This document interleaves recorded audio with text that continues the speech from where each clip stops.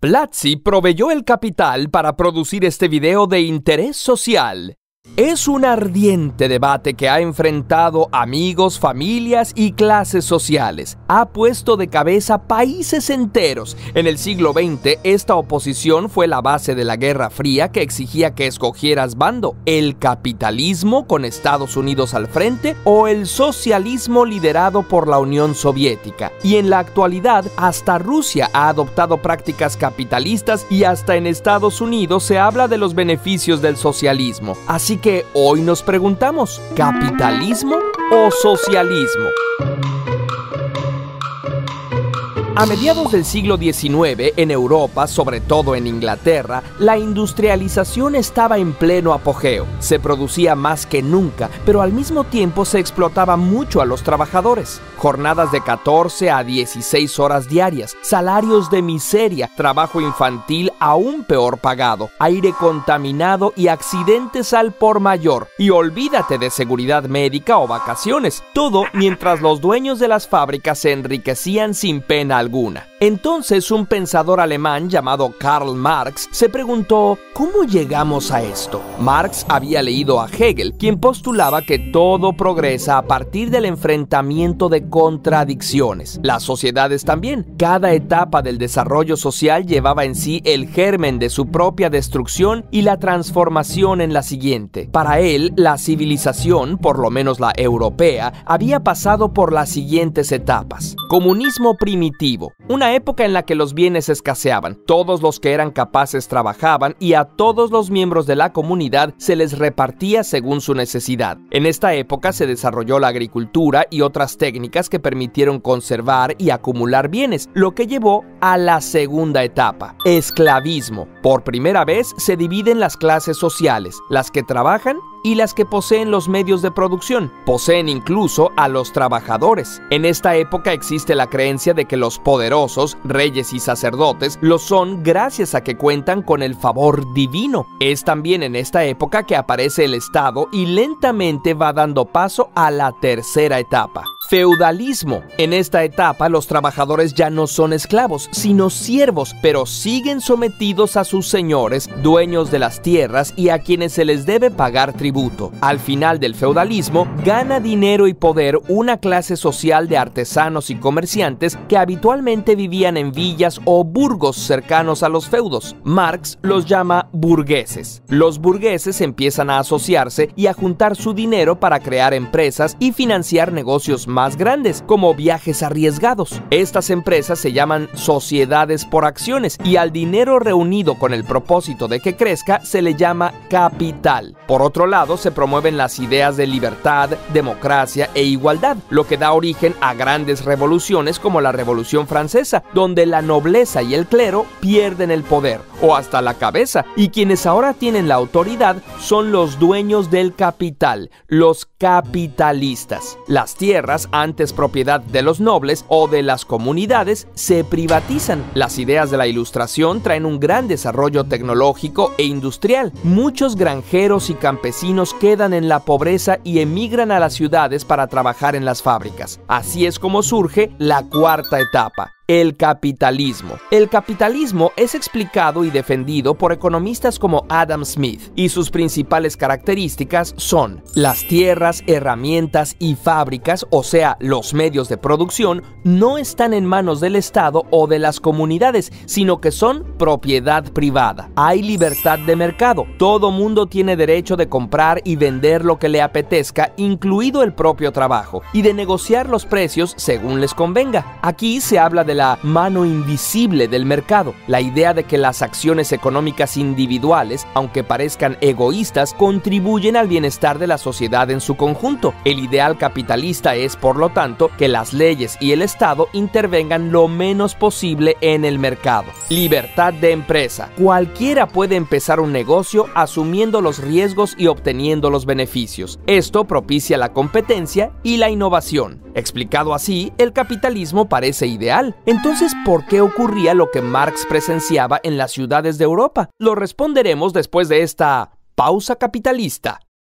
Uno de los principales problemas del sistema capitalista es el de la plusvalía, o sea, la ganancia que el capitalista espera obtener por su inversión. Imagina que dos personas colaboran para producir un producto. Una pone su trabajo y otra el capital para producirlo en forma de herramientas y salarios. Digamos que lograrlo costó 10 pesos y que lo pueden vender en 18. Esos 8 pesos extra son la plusvalía y retornan al capitalista. ¿No le debería tocar también a la trabajadora? Para Marx, la obtención de la plusvalía es una forma de robo y contribuía al enriquecimiento del capitalista y el empobrecimiento del trabajador, creando acumulación del capital y formando monopolios y oligarquías. Adam Smith diría: si la trabajadora no gana lo suficiente, es libre de buscar un trabajo donde gane más. Hay un mercado de trabajo y si hay más oferta de puestos, esto hará que los salarios suban. Pero también es cierto que si hay mucha gente sin empleo, la demanda de puestos aumenta y los salarios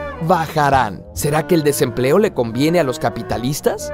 Una de las contradicciones del capitalismo es que si llega a haber tanta gente tan pobre que no puede comprar ni lo que produce, ¿quién va a comprar las cosas y cómo va a crecer la economía? La otra es que el capitalismo supone un crecimiento ilimitado de las corporaciones. Sin embargo, los recursos del planeta son limitados y no puede proveer de materias primas ni procesar la contaminación de manera infinita. Y para rematar, ¿de dónde sacaron los capitalistas ese capital inicial? La mayoría no trabajó por él, simplemente lo heredaron. A Marx le parecía que la herencia por sí sola hacía de la competencia justa una falacia. Unos siempre empezaban con más recursos que otros. Para Milton Friedman, el único sistema que aseguraba la libertad era el capitalista, a lo que Marx respondería: ¿qué libertad puede tener quien nada posee? Por todo esto, a Karl Marx y Friedrich Engels les pareció que el capitalismo era fundamentalmente injusto y que, como los sistemas anteriores, tendría que cambiar. Pero no iba a cambiar solo. Inspirados por luchas de carácter socialista que habían ocurrido antes,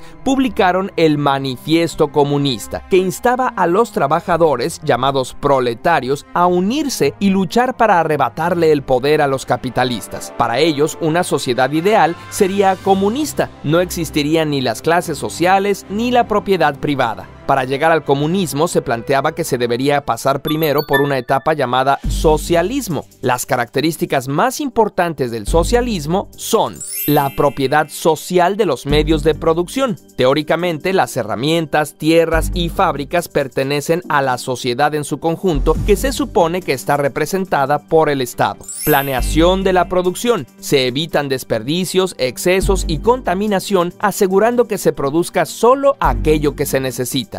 Regulación por parte del Estado. Las actividades económicas, incluidos los precios, están reguladas por el gobierno para evitar la explotación y el abuso. Después de interesantes experiencias como la Comuna de París en 1871, 40 años después de la muerte de Marx, el socialismo tiene oportunidad de ponerse a prueba. Con la Revolución Rusa se crea la Unión de Repúblicas Socialistas Soviéticas y otros países siguieron su ejemplo. ¿Cómo funcionó? Pues tuvo problemas muy graves. En primer lugar, se dio una enorme concentración de poder político. A pesar de que los líderes eran llamados camaradas, en la práctica dirigían regímenes autoritarios que, con el pretexto de proteger el bien común, se quedaron toda su vida en los puestos de mando. Llevaron a una gran pérdida de la libertad. Reprimieron a quienes disentían, encarcelándolos o asesinándolos. Además, al estar todo planificado y haber pocos incentivos, la innovación estaba sumamente limitada a los aspectos que interesaran al Estado. Esto aún ocurre en países como Cuba, donde por un lado todos tienen garantizada la salud y la educación, pero por el otro hay escasez de alimentos, vivienda y casi nula libertad política. Entonces, si ninguno de los dos sistemas es bueno, ¿la humanidad se quedó sin opciones?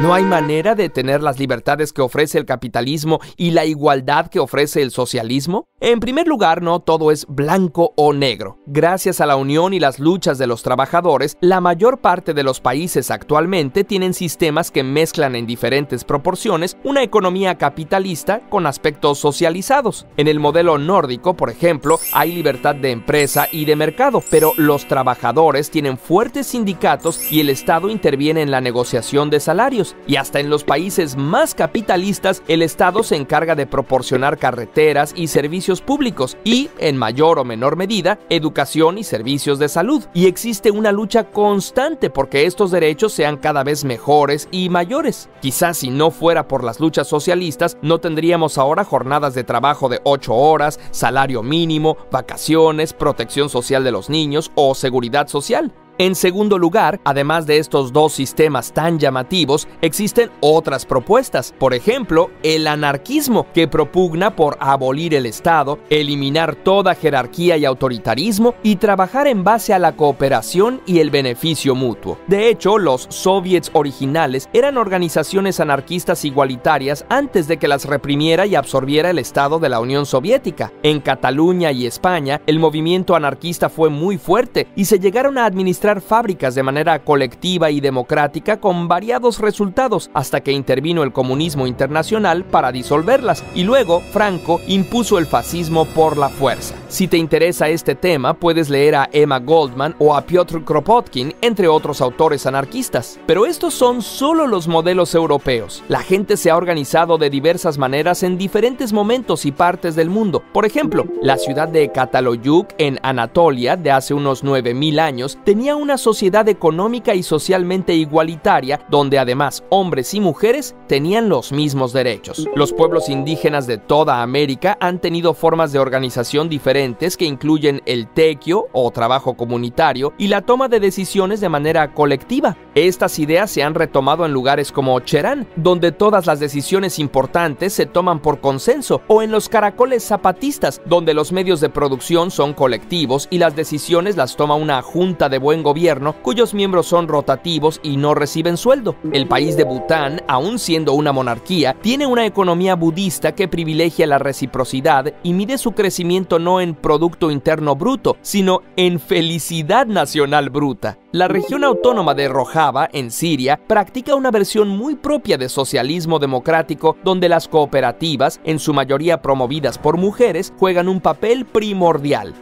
Como ves, capitalismo y socialismo son apenas dos de las muchas maneras en las que se pueden organizar los seres humanos, y la sociedad siempre puede cambiar. ¿Y tú? ¿Crees que se debería cambiar el sistema económico de tu país? ¿Cómo te gustaría que fuera? Curiosamente, visita platzi.com para conocer sus cursos de tecnología y diseño. Recuerda que publicamos videos los domingos por la mañana y si quieres que te lo recordemos, suscríbete y toca la campana para recibir notificaciones. También puedes seguirnos en Instagram, Facebook y Twitter.